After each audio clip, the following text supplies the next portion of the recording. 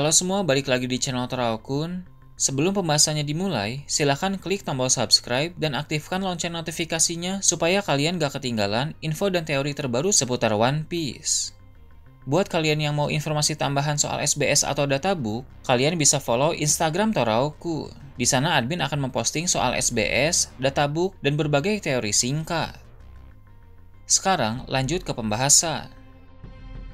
Melanjutkan pembahasan admin Toraokun sebelumnya, kali ini kita kembali menyoroti pertempuran di Pulau Hachinosu yang telah berjalan semakin kompleks dengan berbagai pertarungan yang terjadi. Salah satunya adalah dua sengit antara Ben Beckman melawan Kuzan di suatu area pulau tersebut. Seperti yang telah admin Toraokun bahas sebelumnya, Kuzan memakai suatu teknik menakjubkan dengan menciptakan banyak burung berukuran besar dari kekuatan es yang dia miliki. Saat ini, sang mantan admiral itu akan menggerakkan burung-burung es tersebut ke arah Ben Beckman, sehingga tercipta serangan beruntun yang sangat kuat dan juga cepat. Ben Beckman pun membaca semua arah serangan itu dengan Kenbunchaku Haki tingkat tinggi. Kemudian dia menembak beberapa burung es itu memakai peluru berlapis Haoshaku Haki. Lalu untuk burung-burung es tertentu yang tidak sempat dia tembak akan dihancurkan secara langsung memakai serangan Bushashoku Haki. Jadi walau jurus yang dipakai oleh Kuzan itu sangat luar biasa, tapi Ben Beckman mampu mengatasi itu. Meski begitu, Ben Beckman juga mengalami beberapa luka akibat dampak besar yang ditimbulkan oleh teknik milik Kuzan tersebut. Kini giliran Ben Beckman yang melakukan persiapan untuk melancarkan suatu serangan balasan.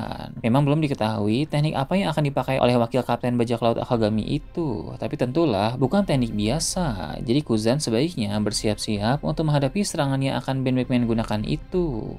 Di area lain, ada Bogard yang sedang bertarung melawan Vasco Shoot dan beberapa aliansi Kurohige. Bogard langsung menunjukkan aksi memukau di sana, sehingga Vasco Shoot dan kawan-kawan harus segera menghentikannya. Tapi walau Vasco Shoot dan kawan-kawan mencoba menghentikannya, sang tangan kanan Garp tersebut terlalu sulit untuk dihadapi. Dia mengalahkan semakin banyak aliansi Kurohige yang menemani Vasco Shoot di sana. Tak tinggal dia, Vasco Shoot pun menggunakan beragam teknik dari kekuatan buah iblis yang dia miliki. Namun untuk sekarang, masih belum ada satupun teknik yang efektif. Bogard bisa menghindar, menangkis, bahkan melancarkan serangan-serangan balasan sehingga Vasco Shoot menjadi kerepotan. Level kekuatan dari orang yang sudah menemani Garp selama puluhan tahun itu memang tidak bisa diremehkan. Para musuh seperti Vasco Shoot harus bertarung dengan sangat hati-hati, karena Vasco Shoot bisa kalah jika lengah atau salah langkah sedikit saja. Bogard rupanya adalah orang yang sangat mengerikan di mata para bajak laut. Sementara itu, di area lain pulau tersebut, Vice Admiral Do telah tiba di lokasi tempat di mana Prince Glass dan Kujaku sedang berada saat ini. Seperti yang kita tahu, mereka berdua sudah membantu para marinir lain melawan Seraphim Mihawk alias S-Hawk, yang kini telah berada di bawah kendali Katarina Devo.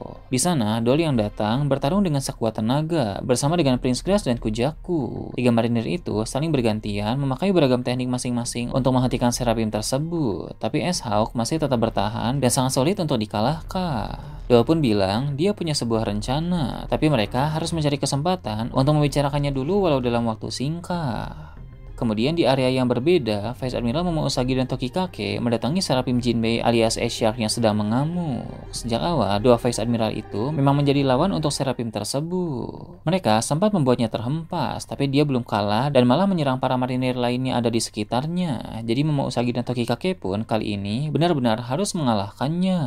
Mereka berdua langsung melancarkan serangan gabungan yang sangat kuat. Sepertinya Momo Usagi dan Tokikake sering berlatih bersama sehingga memiliki serangan gabungan seperti itu. S-Shark mengalami cedera parah akibat serangan gabungan tersebut, tapi tampaknya tubuh ras lunaria yang dia miliki membuatnya masih belum kalah. Dia pun langsung memakai kekuatan buah iblis Senorping untuk berenang di tanah dan mencari kesempatan menyerang balik. Untuk mengingatkan kembali, Seraphim Jinbei ini memang memiliki kekuatan buah iblis Senorping karena suatu teknologi ciptaan Vegapunk yang bernama Green Blood. Green Blood adalah suatu teknologi yang bisa meniru buah iblis Paramecia. Vegapunk telah memberikan S-Shark tiruan dari kekuatan buah iblis Sui Nomi milik Senorping, karena kemampuan itu cocok untuknya sebagai Seraphim Jinbei. Jika Jinbei asli sebagai manusia ikan ahli dalam berenang di lautan, maka Seraphim Jinbei ini bisa berenang di permukaan padat karena memiliki kekuatan tiruan dari buah iblis Sui Nomi milik Senorping.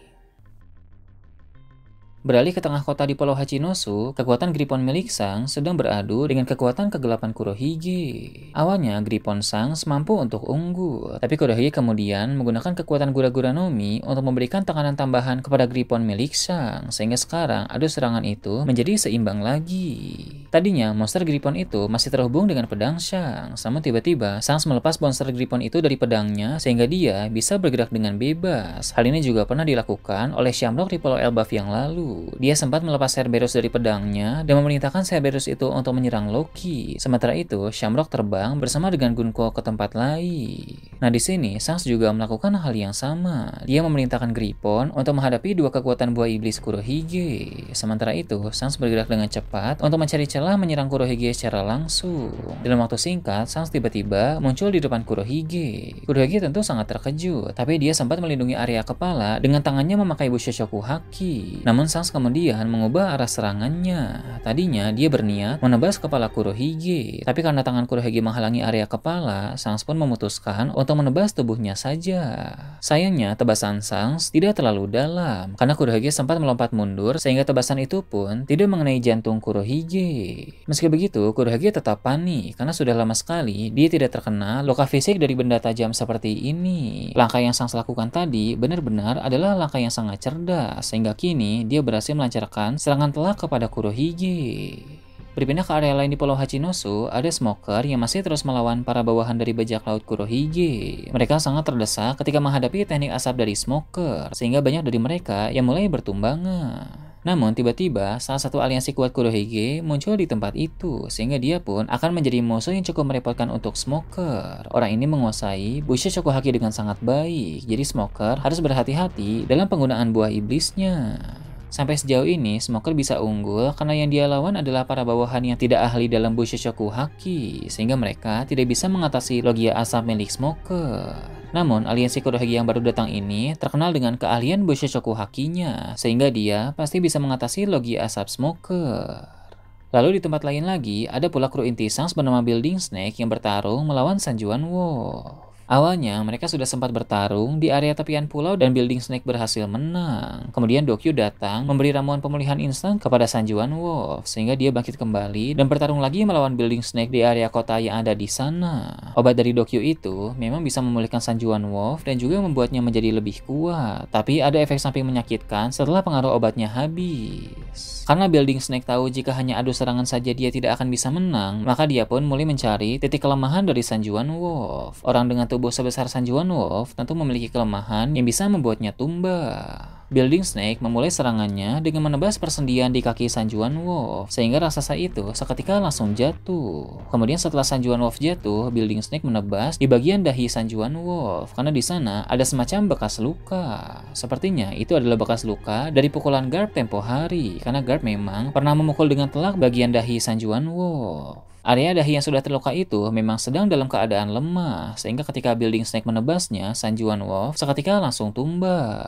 Sebenarnya saat tumbang itu, Sanjuan Wolf masih sadarkan diri, tapi tiba-tiba muncul efek samping dari ramuan Dokyu tadi, yang membuat Sanjuan Wolf merasakan sakit yang luar biasa, sehingga dia pun seketika langsung tumbang dan juga pingsan. Di sini sekali lagi, Building Snake berhasil mengalahkan Sanjuan Wolf. Namun, Building Snake sekarang sudah hampir kehabisan tenaga. Dia pun berusaha mencari tempat penyimpanan makanan dari para anak buah Kurohige, karena dengan makanan-makanan itu, dia akan mendapatkan tambahan stamina walau mungkin tidak akan banyak. Tapi di tengah-tengah perjalanan, beberapa aliansi Kurohige mulai menyerang Building Snake, sehingga Building Snake pun memakai sisa tenaga yang dia miliki untuk mengalahkan mereka semua. Setelah itu, Building Snake pun benar-benar kehabisan tenaga dan tidak bisa bertarung lagi. Untung saja, Rockstar dan beberapa anak buah Shanks yang lain datang ke tempat itu. Rockstar pun meminta rekan-rekannya untuk melindungi Building Snake di tempat itu, sementara dia akan ke kapal dan mengambil beberapa daging dan sebuah obat untuk menambah stamina. Obat itu adalah ciptaan Hongo, sang dokter dalam bajak laut Akagami. Namun, obat yang Hongo ciptakan tersebut adalah obat aman, tidak memiliki efek samping seperti ramuan Dokyu tadi. Jadi khasiatnya juga tidak akan terlalu besar, hanya akan menambah energi sedikit saja untuk bisa bangkit. Tapi yang paling penting, obat itu tidak memiliki efek samping yang berbahaya untuk orang yang meminumnya. Tentu, metode pembuatan obat Hongo dan Dokyu sangat jauh berbeda. Hongo sangat memikirkan dampak setelah efek obat itu habis, sedangkan Dokyu tidak memikirkan itu sama sekali. Meski obat dari Hongo memang tidak memiliki khasiat yang terlalu besar, tapi tentu itu akan cukup untuk membantu Building Snake bangkit. Jadi Rockstar pun harus segera bergegas pergi mengambil obat itu. Beralih ke Pulau Karaibari, pertempuran panas di sana pun masih terus berlanjut. Seperti yang telah admin Terokun bahas sebelumnya, Fujitora telah melancarkan serangan yang luar biasa kepada Mihawk, tapi sang pendekar pedang terkuat itu mampu mengatasinya. Namun, ada dampak yang sangat besar terhadap lingkungan sekitar ketika Mihawk menghancurkan serangan dari Fujitora tadi. Dampak itu pun membuat banyak pertarungan di sana menjadi sangat terganggu. Salah satunya adalah pertarungan krokodil dan anak buah terkuat Dark Piccolo melawan Ryokugyu. Mereka yang tadinya bertarung, kini sudah terpisah. Ryokugyu pun langsung pergi ke tempat Fujitora. Dia meminta rekannya itu untuk mengumpulkan energi terlebih dahulu, karena serangan yang Fujitora pakai tadi sangat menguras tenaga.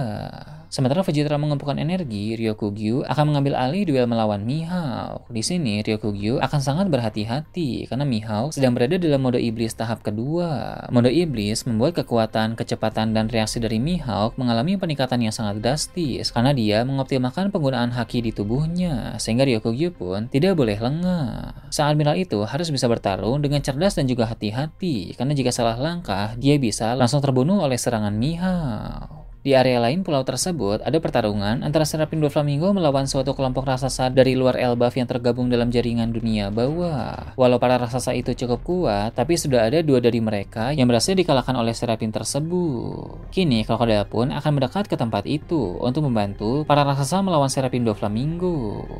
Sementara itu, anak buah terkuat dari Dark Piccolo yang sebelumnya bertarung bersama dengan krokodil melawan Ryokugyu, sekarang sedang mendekati bosnya yaitu Dark Piccolo untuk membantu bosnya itu dalam pertarungan melawan Serapin Moria.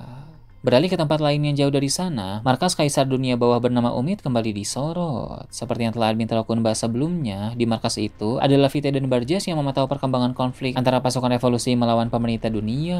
Setelah Umid berbincang dengan Vite dan Barges, dia pun masuk ke dalam ruangannya. Umid lalu mengambil Denin Mushi dan akan menelepon Kaisar Dunia Bawah lain bernama Giberson. Umid bertanya, apa langkah Giberson dalam situasi yang kacau seperti sekarang ini? Dia pun menjawab, dia memutuskan untuk pergi membantu Crossguil. Giberson sendiri memang bukan seorang petarung yang kuat, tapi sebagai Kaisar Dunia Bawah, dia punya banyak pasukan dan beberapa anggota dengan kemampuan yang tidak bisa diremehkan. Jadi, jika kelompok Giberson itu datang ke Pulau Karaibari nanti, maka mereka akan berguna untuk menambah kekuatan tempur di pihak Crossguil. Keadaan di sana akan terus berkembang menjadi semakin menarik. Nah, itu tadi berbagai hal menarik pada pembahasan channel Terokun kali ini. Gimana menurut kalian? Silahkan tulis di kolom komentar di bawah. Oke, segitu aja untuk pembahasan kali ini. Jangan lupa like, share, dan subscribe untuk video menarik selanjutnya. Gue Terokun, Shambles.